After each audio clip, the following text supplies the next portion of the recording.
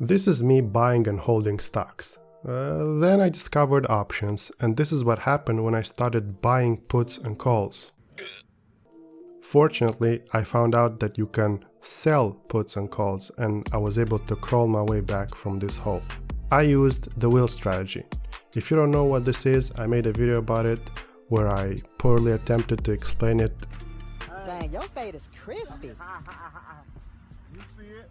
And by the way, I got a ton of views on that video, so you know it's good.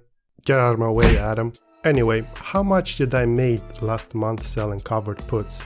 The title already spoils it, but we'll go through each trade that I took and maybe explain the logic behind some of them. Today is Monday, December 7th, so 4 weeks ago was November 9th.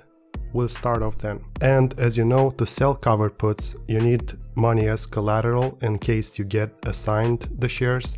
My working capital in this case was around $13,000.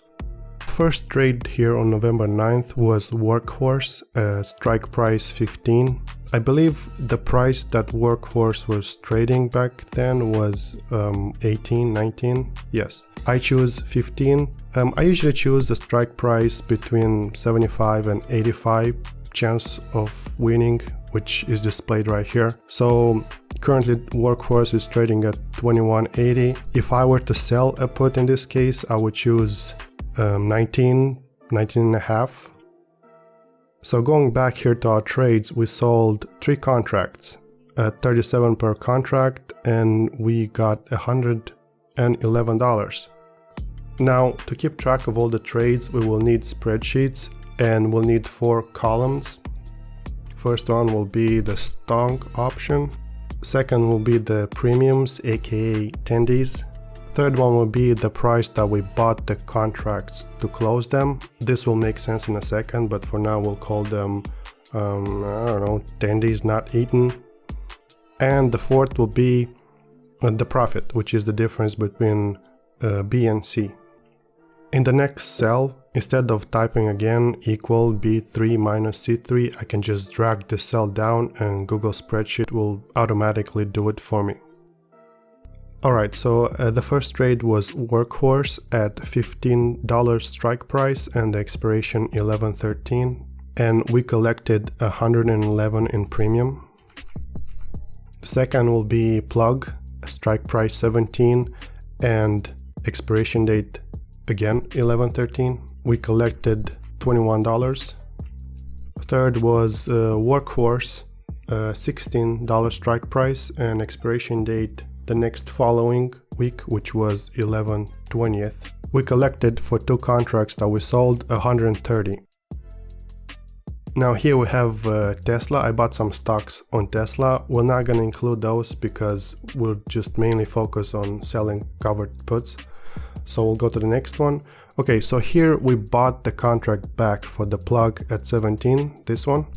We bought it back at $3, right? So we made $18 profit. So you can actually close the contract even before the expiration date. As you can see here, I closed it on November 11, but I opened it at November 9. So 2 days later, I closed it and made $18. Now the reason I closed it is because I wanted to free up my capital to sell another put for another stock or maybe another expiration date, which in this case I did.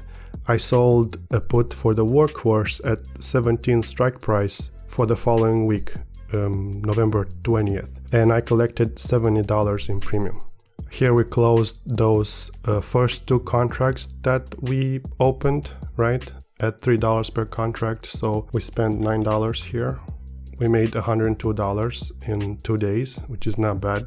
Then we sold a NIO put for $111, and I believe this was around their earnings report, so their premiums were insanely high. Again, I sold it the next day for $10. I mean, not sold it, but I bought it back for $10, so I made $101 in profit. This few sell contracts we're not going to include because I opened them a month before. For the few sell stocks, the premiums are actually monthly, so they're not weekly as in this case with Plug or NIO or Workhorse. We're gonna go ignore the Tesla that I sold. Amazon, no, we don't need this, no.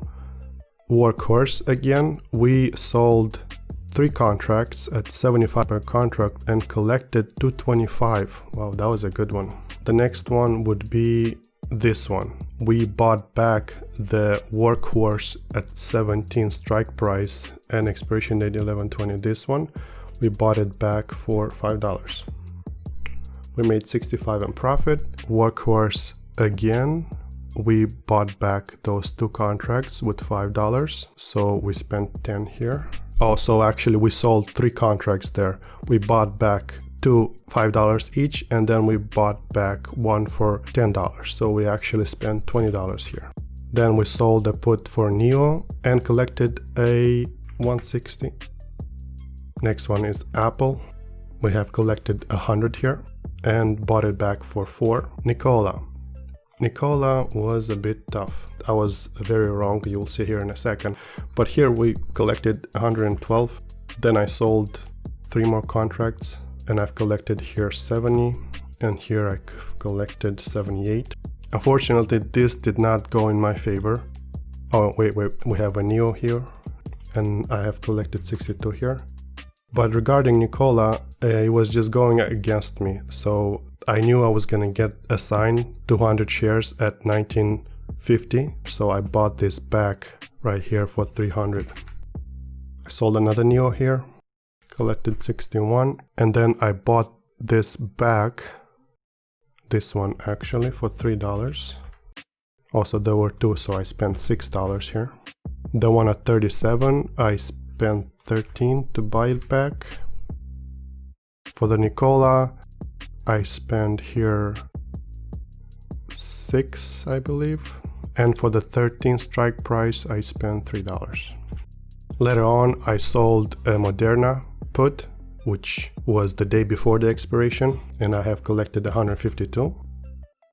And then I bought it back at 11, which was a very nice profit of 141 in just one day. The last one was a NIO put at 38, and I have collected 108. And I haven't bought this back yet because it will expire this Friday. Currently right now it's at 30, so we'll just put 30 here. If I were to buy it now and lock in my profits, I'll have 78 in profit. But I'm not gonna close it right now. I'll let it ride 2-3 days more maybe. Now, if we were to add up all these profits here, we're gonna get 1,151 in profits, which is not that bad. If I were to divide this against my capital of $13,000, I would get a return of 8.8%, which is very high, by the way. Is this sustainable? Absolutely not. It was a lot of risk involved. You know, most of these premiums were very high because they were around some news. Say, for example, NIO was around the earnings report. And frankly, I was mindly aggressive with my premiums because I was eager to recoup my losses when I was buying puts and calls. You could aim for 3 or 4% in a month, which I think is totally doable. Just don't get greedy. In my case, I didn't get assigned any shares, that's why I was only selling puts. But if you were to get assigned, you can reverse the wheel and start selling calls. You only lose when you sell a put and then the price drops and you're obligated to buy those shares, and now you're holding a bag of shares that you overpaid for. But that's not a problem. You can just wait, see where the market goes. If there's good news, the price maybe will go up. If not, then well, you just have to cut your losses and move on. Alright, thanks for watching and consider subscribing, please.